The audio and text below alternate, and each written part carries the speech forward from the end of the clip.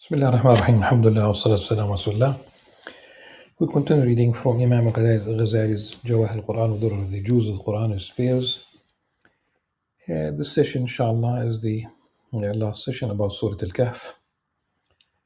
And the last selection that Imam Al-Ghazali chose, verses 107 to 110. And that's practically the end of the surah. We stopped at verse 46 in the previous selection, which means we have about 60 verses that Imam Ghazali did not highlight in his selections.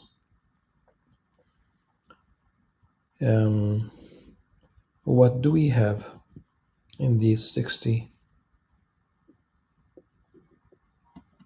verses? We have the story of Sayyidina Musa alayhi salam, in which he was accompanied by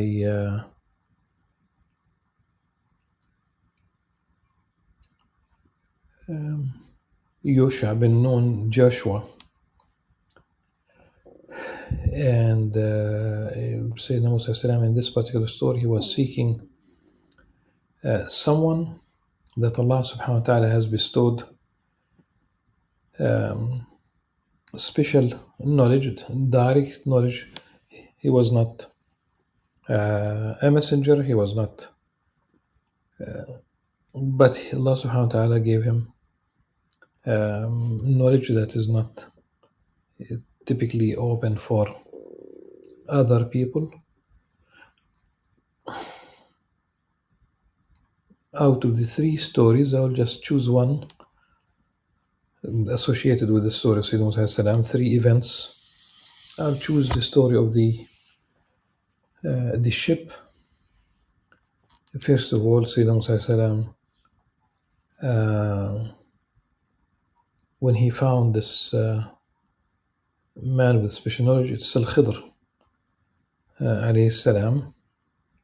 Allah subhanahu wa ta'ala a'la wa a'lam. Al-Khidr told Sayyidina Musa, you will not have the patience to follow me, to seek knowledge.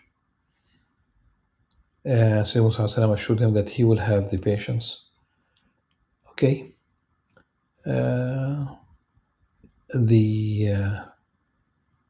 The language itself that the Al-Khidr alayhi salam used was very assertive. Lan. Absolutely, you will not have the patience. And we know that Sayyidina Musa alayhi salam was, he had that kind of personality. And in fact, going to Madian was to the 8 or 10 years that he spent in Madian, where Allah subhanahu wa ta'ala directed him to go to Madian to reform his personality. Because definitely he did not have the patience. We know how he knocked out the Egyptian with one blow that was not intended to kill him, but nevertheless he killed him.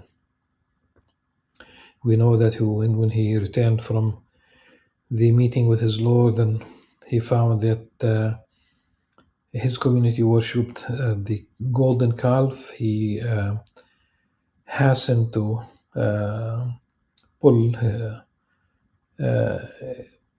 his brother's head, beard, Harun alayhi salam. At any rate, Sayyidina Musa salam, here he, who is a prophet, a messenger of Allah subhanahu wa ta'ala, who received the Torah, he received the tablets, al-alwah, was revealed to him that there's someone who knows what Sayyidina Musa salam did not know. I'm choosing one story because the moral of the story is that وَفَوْقَ كُلِّ ذِي عِلْمٍ عَلِيمٍ. You'll find that practically you will always find someone who knows more than you, and ultimately your knowledge is finite. And the knowledge of Allah subhanahu wa ta'ala is infinite. And this is probably how we should understand the words of God in the very last verses, the last selection. Just keep that in mind. So the story of the ship. So he does ride with this man on the ship, and this man pokes a hole. You have a new ship, and he poked a hole in the hull of the ship.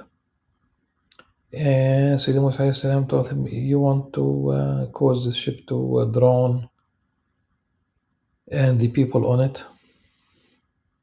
So that was the first time that he did not have patience. He did not wait until the man explained to him. And there was a reminder, that he told him, "I told you, you'll not have patience." Then again, Sayyidina Musa renewed his commitment to have patience. So that story does. Okay, we just moved towards the end of the story, when after 3 such events, when he did not understand, when he did not have the patience, so Al-Khidr informed Sayyidina Musa about why he poked a hole in the hull of the ship. He told him that this is before they separated. That was the end of the meeting between both Musa and Al-Khidr. He told him, أما السفينة فكانت لمساكين يعملون في البحر فأردت أن أعيبها وكان وراءهم ملك يأخذ كل سفينة غصبا.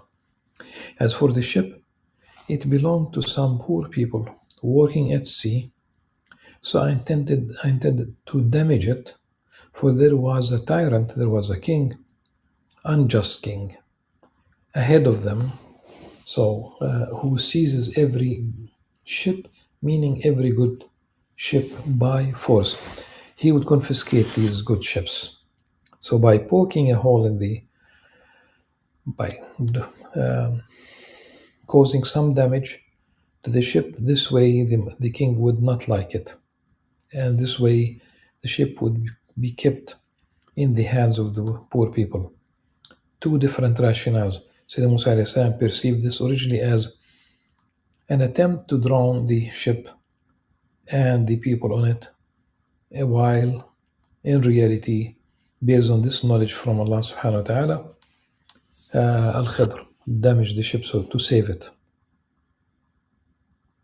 And isn't it this sometimes that we don't understand, especially when we talk about generational gaps, when we talk about people with experience and inexperienced youngsters who would interpret, the what parents do or say, or the limits that they set, they have a different interpretation, infringing on their freedom, infringing on their rights, many of the theories that circulate nowadays. In fact, there is Sa'id bin Jubair, rahimahullah, a very prominent second generation Muslim scholar. He narrated that Ibn Abbas used to recite وَكَانَ أَمَامَهُم, because if you, rather than وَكَانَ وَرَاءَهُم, كَانَ أَمَامَهُم, like ahead of them there was a king who would confiscate every ship, but also كل سفينة صالحة غصبة. This could have been, this is in Sahih al-Bukhari, والله سبحانه وتعالى وعلم. وأما الغلام, that's the second That's the second story. But there's again, since I have just mentioned this, the recitation here, وَأَمَّا الْقُرْآنَ فَكَانَ كَافِرًا. Okay.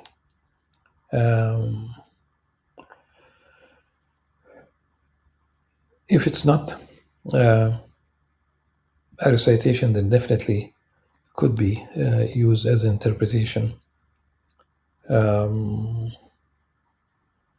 because وراءهم here,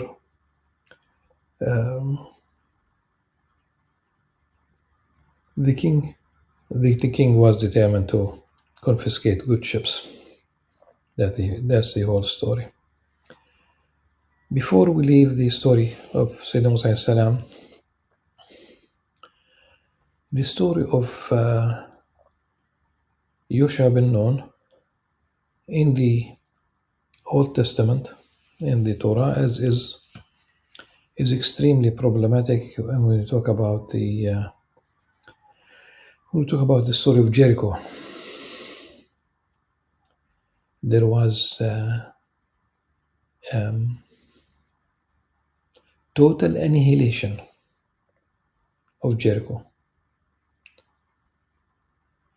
And I should say, to begin with, I personally do not accept such story to be, because we talk about revelation, we talk about the behavior after which people modify their own behavior. And I will mention why it is extremely problematic, but let's some details about the story of Yosha bin Nun in the Old Testament. He killed every human being in Jericho, the elderly, the women, the children, the men, everyone. They killed the animals, they destroyed the city, they burnt the city down to the ground, as one might say. Only Rahab, the prostitute and her family who opened the gates of the city for Joshua ben Nun and his army. Why this story is problematic? It has been used in this genocide in Gaza to justify the genocide. The story of the Amalek also was used. The Israel Prime Minister Netanyahu used that story of the Amalek, which also calls for genocide. Several stories, and I think it's it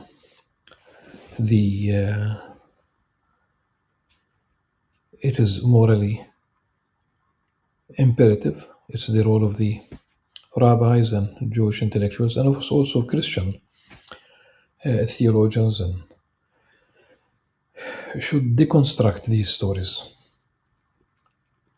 They will be there in the text. They will not be able to remove them from the text, but they should educate their own followers that such stories have been used, they are being used to justify genocide. And I've listened to even secular Jews, a mother that sent her son to the war on Gaza. Obviously, she was secular. The mother was not dressed modestly, to say the least, so she cannot be an observant Jew, but nevertheless she chose from the text such stories. It was go and kill, and that's what many of them did, and it's still being done. That cannot be the case. Allah subhanahu wa ta'ala would not permit the annihilation, the killing of people. As Muslims, we have war ethics. We would love that there will be no war. But for that, in order for peace to be well grounded, you need justice as a prerequisite for peace. In order for justice to take place, you need truth to be disseminated, that the news will be courageous, the media outlets should be courageous enough to speak about the truth and to call for justice. And therefore, as a fruit of all of this, we will have justice and security, not to jump over all these prerequisites. The second story that I would like to choose from these 60 verses is that of Dhul Qarnayn.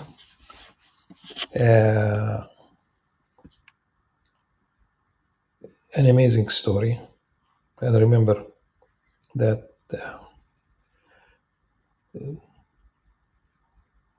we do recite Surah Al-Kahf time and again, especially on Fridays. And regardless of the chain of narrators about there is something there. We have discussed this in the first session about Surah Al-Kahf, the merits of the surah. And ويسألونك عن ذي القرنين قل سأتلو عليكم منه ذكرى. They ask the Prophet ﷺ about Dhul Qarnayn. Say, I will relate to you something of his narrative. إِنَّا مَكَّنَّا لَهُ فِي الْأَرْضِ وَآتَيْنَاهُ مِنْ كُلِّ شَيْءٍ سَبَبًا. Surely you established him in the land and gave him the means to all things. Sabab. فأتبع سبب. The interpretation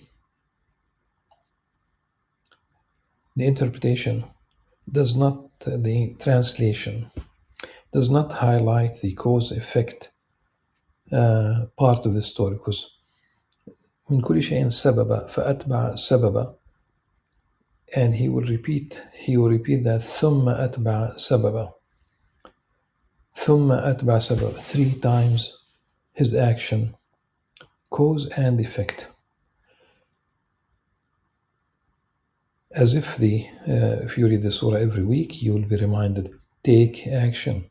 To alleviate poverty, you need to take action. In order to have fair trade, you need to have action. In order to have an ethical society, you need to take action. In order to educate people, you need to have action. Take action in education, in the economy, in politics, in the to establish a favorable social order, always within the Islamic worldview. One of the 3 stories could be more,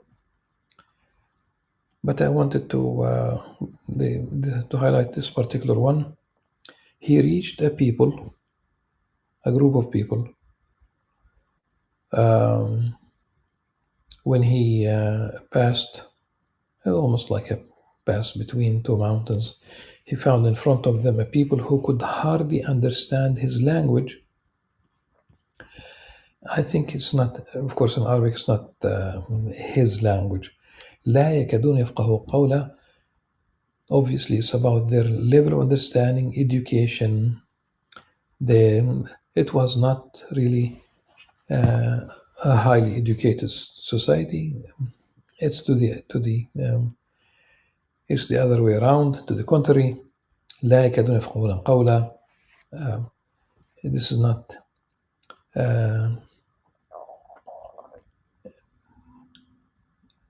it was obviously a primitive society, not as a demeaning. This is simply the state of their education, if you will. They asked Dhul Qarnayn, they told him that يأجوج ومأجوج. قالوا يا ذا القرنين إن يأجوج ومأجوج. They pleaded, O Dhul Qarnayn, surely Gog and Magog. are spreading corruption throughout the land. Should we pay you tribute, provided that you build a wall between us and them? قالوا ذا القرين إن يأجوج ومأجوج مفسدون في الأرض فلنجعل خرجا على أن تجعل بيننا وبينهم سدا قال مكني في ربي خير. He responded by saying, what my Lord has provided for me is far better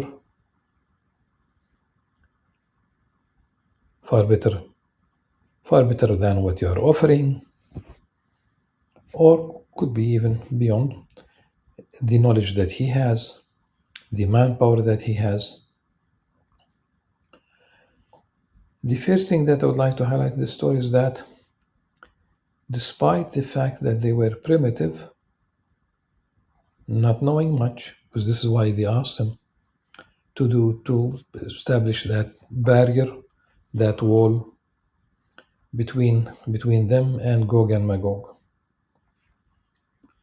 He did not tell them, just watch me and my men doing the job. He did not say this. The rest of this verse that begins with قَالَ مَكَّنِي فِي رَبِّي خَيْرٌ, the rest of the verse 95 says, فَأَعِينُونِي بِقُوَّةٍ أَجْعَلْ بَيْنَكُمْ وَبَيْنَهُمْ رَدْمًا, best assist me with resources, and I will build a barrier between you and them. So he asked them to bring iron ore blocks, and he asked them to blow the fire so that it will be molten iron, and then he asked them to bring qitr. Qitr has been interpreted as copper. Qitr has been interpreted also as lead, and those who subscribe to the scientific interpretation of the Qur'an, they say it is carbon to make steel, to strengthen the.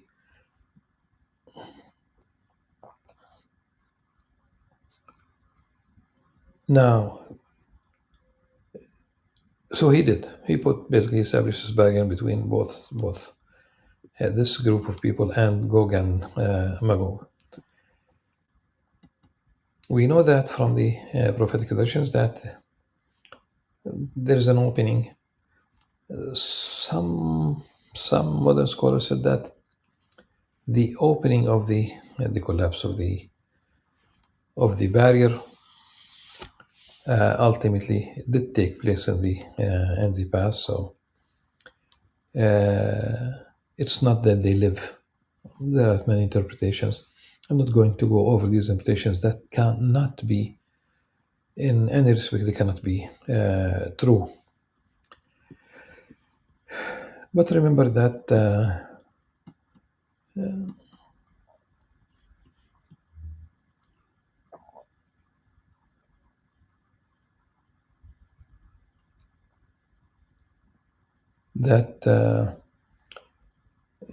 the Ya'juj and Ma'juj, they are considered amongst the end of time scenarios. Okay. The very last verses of Surah Al-Kahf, let's read them first, the last 4 or 5 verses.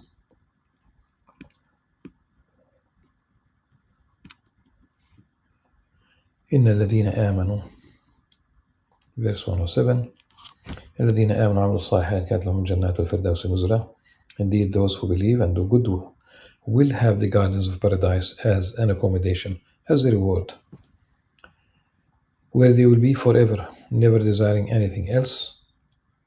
خالدين فيها لا يبغون عنها حولا. قل لو كان البحر مدادا كلمات ربي لنفد البحر قبل أن تنفد كلمات ربي وجئنا بمثله مددا. Say, O Prophet sallallahu alaihi wasallam, if the ocean were ink for writing, of course, the words of my God, of my Lord, it would certainly run out. So the ink would run out before the words of my Lord were finished, even if we refilled it with equal. Let's remember elsewhere in the Quran, in Surah Luqman, there's a verse that says وَلَوْ أَنَّمَا فِي الْأَرْضِ مِنْ شَجَرَةٍ أَقْلَامٌ وَالْبَحْرُ يَمُدُّهُ مِنْ بَعْدِهِ سَبْعَةُ أَبْحُرٍ مَا نَفِدَتْ كَلِمَاتُ اللَّهِ إِنَّ اللَّهَ عَزِيزٌ حَكِيمٌ. And if whatever trees upon the earth were pens, and the sea was ink, replenished thereafter by 7 seas, by 7 more seas, the words of Allah would not be exhausted. Indeed, Allah is exalted in might and wise. Our knowledge is limited, finite. It is conditioned upon what Allah subhanahu wa ta'ala permits us to know.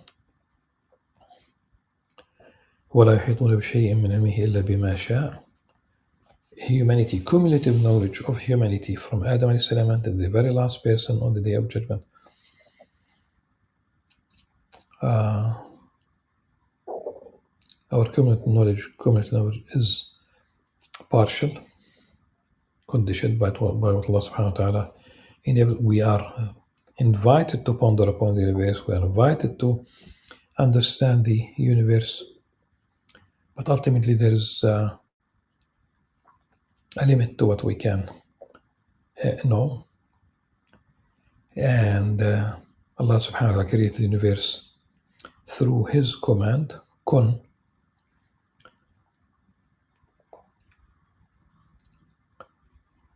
And all that you see in the universe, there's like an amazing, the more scientists discover about the universe, the more we understand the wonders, the beauty, but also that you see that how we have these words, the laws in the universe, the math, the composition, the physics, but also the biology. What is it that we know? Subhanallah. This is all about the knowledge of Allah subhanahu wa ta'ala. Ultimately, the very last verse, and it says قُلْ إِنَّمَا أَنَا بَشَرٌ مِثْلُكُمْ يُوحَى إِلَيَّ إِنَّمَا إِلَهُكُمْ إِلَهٌ وَاحِدٌ قُلْ إِنَّمَا أَنَا بَشَرٌ مِثْلُكُمْ يُوحَى إِلَيَّ أَنَّمَا إِلَهُكُمْ إِلَهٌ وَاحِدٌ فَمَنْ كَانَ يَرْجُو لِقَاءَ رَبِّهِ فَلْيَعْمَلْ عَمَلًا صَالِحًا وَلَا يُشْرِكْ بِعِبَادَةِ رَبِّهِ أَحَدًا.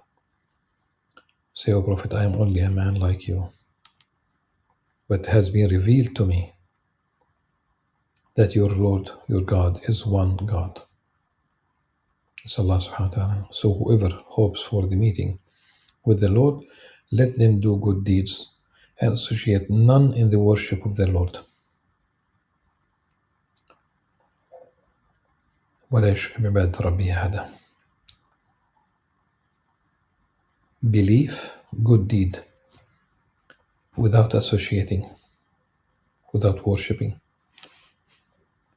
anyone or anything with their Lord, with Allah subhanahu wa ta'ala. With this, inshallah, we conclude